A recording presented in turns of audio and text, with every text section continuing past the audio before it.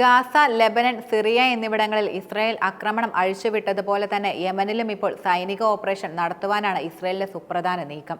ഇതിനായി ഇസ്രായേൽ പ്രധാനമന്ത്രി Benjamin Netanyahu യുഎനിൽ വാദം ഉന്നയിച്ചിരിക്കുകയാണിപ്പോൾ. നെതന്യാഹുവിന്റെ പുതിയ സൈനിക നീക്കം എന്നത് ഇറാന്റെ പിന്തുണയുള്ള ഹൂതികളെ തുടച്ചു നീക്കാനെന്ന പേരിലാണ്.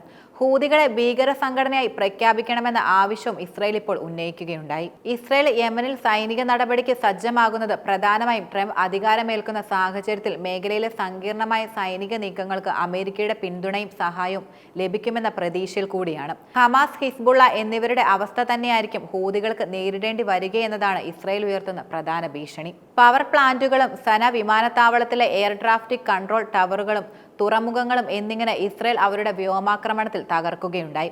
ഇതിനിടയിൽ ഇസ്രായേലിലെ ബെൻഗുറിയോൺ എയർപോർട്ടിലും കിഴക്കൻ ജെറുസലേമിലെ പവർ പ്ലാന്റിനു നേരെ കഴിഞ്ഞ ദിവസം ഹൂതികൾ ആക്രമണം നടത്തിയിരുന്നു.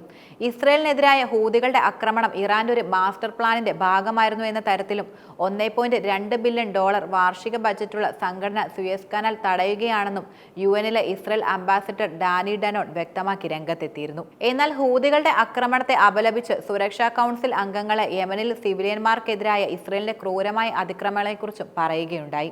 യമൻ തലസ്ഥാനമായ സനയിലെ സൗകര്യങ്ങൾ ലക്ഷ്യമിട്ട് നിരവധി US ആക്രമണങ്ങൾക്ക് പിന്നാലെ രാജ്യം സ്വയം പ്രതിരോധം തുടരുമെന്നും യമനിലെ ഹൂതി വിമതരുടെ വക്താവ് മുഹമ്മദ് അബ്ദുസലാം അറിയിക്കുകയും ചെയ്തിരുന്നു. യമനിലെ US ആക്രമണം ഒരു സ്വതന്ത്ര രാജ്യത്തിന്റെ പരമാധികാരത്തിന്റെ ലംഘനമാണെന്നും അത് ഗാസയിലെ ജനങ്ങൾക്കെതിരായ വംശഹത്യയും കുറ്റകൃത്യങ്ങളും തുടരാൻ ഇസ്രായേലിനെ പ്രോത്സാഹിപ്പിക്കുന്നതിന് പിന്തുണ നൽകുന്നുവെന്നും അബ്ദുൽ സലാം വെളിപ്പെടുത്തിയിരുന്നു. ഗാസയിൽ ഹൂതികളുടെ നിയന്ത്രണത്തിലുള്ള തലസ്ഥാനമാണ് സന.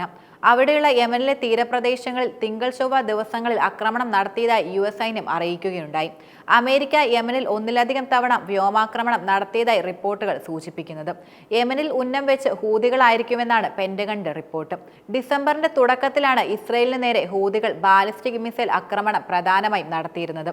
അമേരിക്കയും ബ്രിട്ടനും യമനിൽ യുദ്ധം ശക്തമാക്കിയതുകൊണ്ടാണ് ഹൂതികൾ ഇസ്രായേലിന് നേരെ ആക്രമണം കൂടുതൽ നടത്തുന്നത്. മിഡിൽ ഈസ്റ്റിലെ പെന്റഗണിന്റെ സൈനിക പ്രവർത്തനങ്ങൾക്ക് നേതൃത്വം വഹിക്കുന്ന US സെൻട്രൽ കമാൻഡറായ സെൻകോമിന്റെ പ്രസ്താവനയിൽ പറയുന്നത് പ്രകാരം യമനിൽ ആക്രമണം നടത്തുന്നതായി USഉം ബ്രിട്ടനും യുദ്ധക്കപ്പലുകൾ, വിമാനങ്ങളും ഉപയോഗിക്കുകയും ചെയ്യുന്നുണ്ടെന്നാണ്. ഈ സാഹചര്യത്തിൽ ഗാസയിൽ ഇസ്രായേൽ ക്രൂരത തുടരുകയാണ്. അതിശൈത്യം രൂക്ഷമായ ഗാസയിൽ ആവശ്യമായ സംരക്ഷണങ്ങളൊന്നുമില്ലാതെ 6 കുട്ടികൾ ഉൾപ്പെടെ 7 പേരാണ് മരിച്ചിരുന്നത്. ഇവരിൽ 20 ദിവസം മാത്രം പ്രായമുള്ള ഒരു കുഞ്ഞു ഉൾപ്പെട്ടിരുന്നു.